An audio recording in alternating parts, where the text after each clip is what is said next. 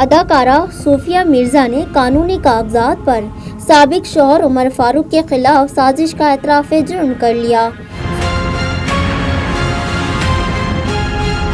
صوفیہ مرزا نے قانونی کاغذات میں اعتراف جرم کرتے ہوئے کہا ہے کہ سابق شوہر عمر فاروق کے دبئی کے اپارٹمنٹ میں ڈاکہ ڈالنے کی سازش کی۔ ڈاکہ ڈالنے میں گھریلو ملازمہ اور ایک سہیلی شامل تھی۔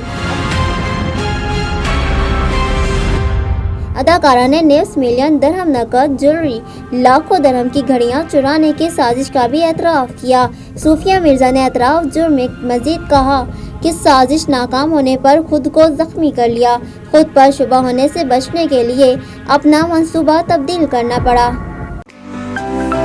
To watch more videos, please subscribe to our YouTube channel and click the bell icon.